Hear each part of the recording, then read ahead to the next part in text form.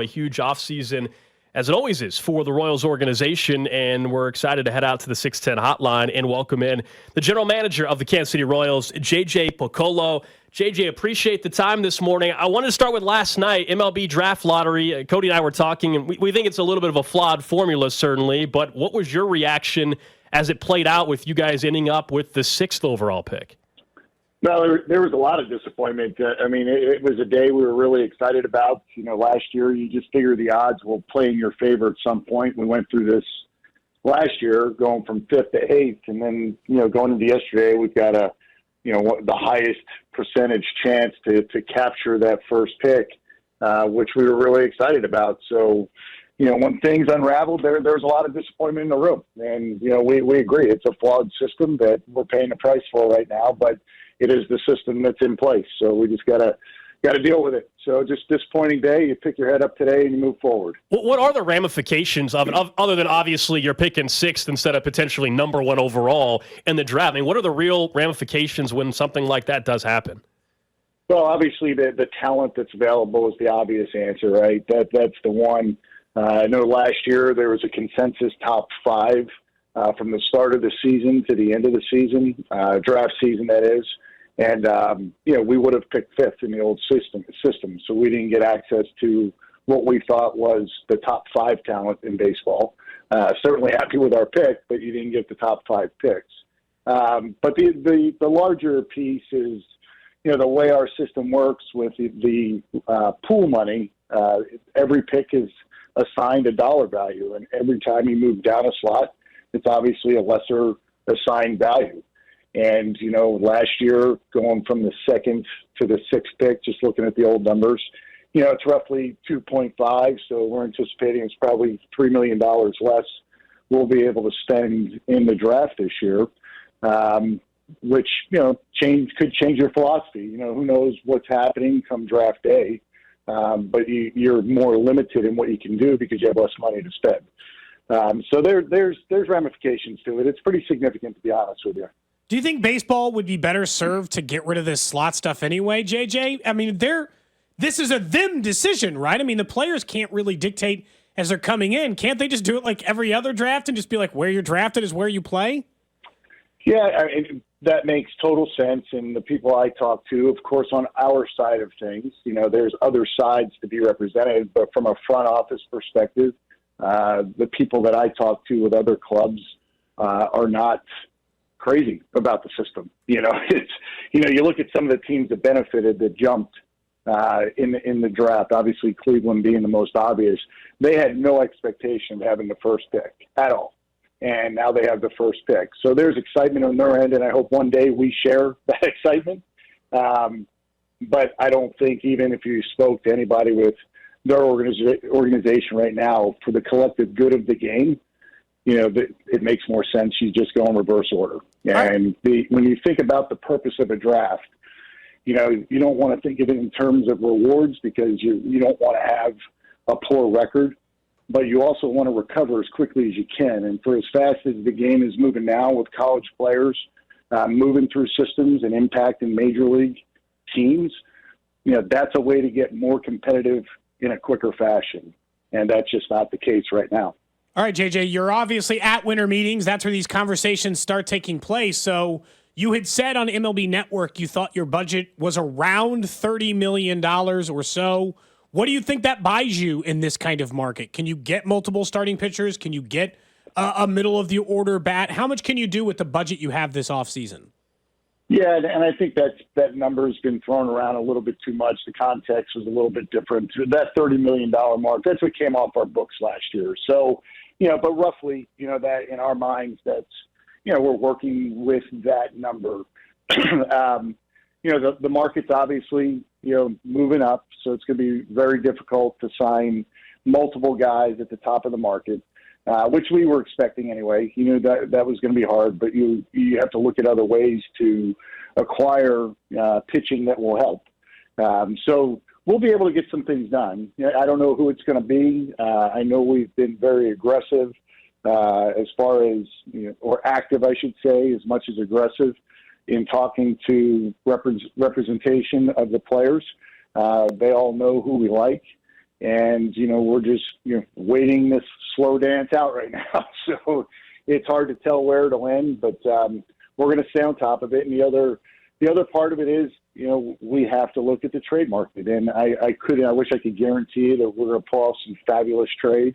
But, teams value their players, and it comes with a price, and it could be difficult. But that's the other way when you think about our overall budget. How do you acquire players? That's another way to acquire players. So hopefully when this is all said and done, our pitching staff will be deeper. I think I saw Vinny Pasquantino's got a great plan for you, JJ. He said just make more trades like the one for Cole Reagans. Yeah, it's that easy. Yeah, I've seen Vinny bouncing around here at least one day. I know he lives here in Nashville, so it was good to see him. And I know he really enjoys the game, so this was a good function for him to be a part of. Yeah, he mentioned just find another Aroldis Chapman and just flip him, and I'm sure you guys will be very happy with that. As we're great. We're talking to JJ Picollo, Royals general manager here on 610 Sports Radio. You mentioned, even if the number maybe has been used too much of $30 million, and at the end there you mentioned, looking at the trade market. To improve the rotation the way you guys would like to, and the way fans believe you guys need to as well, do you feel like that? I mean, it almost does have to include trade opportunities to do that? It's got to be part of the formula, but the formula is kind of inexact, right? There's a lot of great ideas. We sit in these rooms for 3 straight days, got a room full of scouts, you got an R&D department in there. You throw names up on the board. Who do we want to target? And this just didn't start on Monday. I mean, this goes back to really August and September when we start thinking about the offseason. But now that other clubs have a more clear idea of what their agenda is, you understand who might be a trade partner with you. So we have a lot of great ideas. You got to find a partner. You got to find equal value. Nobody's looking to kill each other in trades. You just want to make fair trades, and that's the way I think, we should approach things. Every good trade, I think, is going to hurt in some respect. You're going to have to give up something to get something. And what's our challenge right now is we've got a lot of good young players on our major league roster that have a lot of control, and they're the players that the other teams value the most. So if we trade something off of our major league club, if we can't multiply, then it makes it difficult to fill out our roster at the major league level. And it's not that we're not interested in prospects. We got to keep an eye on our farm system. We hope to, do that, this off season as well. But our focus is more on the 26-man roster than acquiring a number of prospects. We have a core of players that are going into their second, third, and fourth year that are going to continue to improve, but putting the right players around them is going to allow them to settle in and become a really good major league team. So we're focused more on, major league acquisition than minor league. And that's what can make this really tough, because the clubs that are willing to talk right now, that they have the same purpose in mind. When you look at what you have in-house and potential options for the rotation already with you guys, and then you look at the available free agent pitching market, out of that, I mean, how many of them are really viable options, whether it's due to financial implications or otherwise? How many guys do you really think are viable that could lead this rotation that you could go out and go through the free agent market? Yeah, I think we're thinking about it more. How do we complete our rotation? Ideally you get a guy to go to the top of the rotation, but that market is very difficult for us to play in unless we want to spend everything on one pitcher, or more or less one pitcher. So if we can, the main objective for us is in the rotation and in the bullpen, we have to address strike zone. We have to get guys that are going to live in the strike zone. So when you look at the entire list of free agents, there are strike throwers on there. The price point hasn't been established just yet. We're starting to see it, but once that price point is established, now you just try to get the right pieces and plug them in. When you look at what that budgetary line or any of those things, do you think that would include, if you guys find a young player, all these guys you talk about that you have control with, that you might want to extend this offseason? Are those things related? Is that a separate line item? How does that work if that in year one, a big raise wouldn't necessarily come if you're trying to add control, JJ, but you got to be factoring that into any of your plans.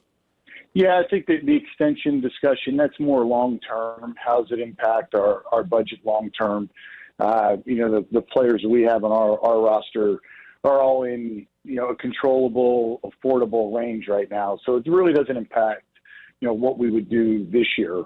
I think that if we sign a free agent, it's going to add more to our payroll than the guys that have less than 6 years of control. So I think they're two separate things. You look at the now and the 24, 25 budget, and then you start looking at the 27, 28, 29 budget. So the extensions would impact on the back end of our payroll sheet. JJ, we won't ask you to answer anything specific about Shohei Ohtani because we know that there might be a reason why you can't, because that's the way it works. But just out of general curiosity, how often do you see players who want that kind of level of privacy when it comes to free agency? I haven't really seen that much in baseball before, and I was just kind of curious if you see much of that on your end where they would really like to protect where they're interested in going. I haven't seen it to this extent, but I understand it. I think that there's a certain level of privacy that we want to maintain with every player. Nobody really likes to read their names in the trade rumors or in free agent rumors. You like to keep things a little bit tight, keep things close to the vest. So I'm not overly surprised, but I will also say I don't think we've had a player in our game of this magnitude, given it's an international player, that's a two-way player. So what he's dealing with is a little bit different than what most people have dealt with. So I understand, without knowing him at all, I understand why he's trying to keep everything as private as he is. Is he the most impressive baseball player you've seen in your time? Well, if you think about it, I mean, he's top of the rotation guy, and he hits in the middle of the lineup, and he's very productive in both areas. So, yeah, I mean, he is. He is. It's. You think back. I mean, I don't think he did it at the same time, but Babe Ruth, is the last really impactful pitcher and hitter, but he wasn't doing it at the same time. So, yeah, I don't know if our game has seen somebody quite like him. JJ Picollo, Royals general manager at the winter meetings down in Nashville. Appreciate the time as always, and we'll check in hopefully in a couple weeks or so. Sounds good, guys. Thanks for your time.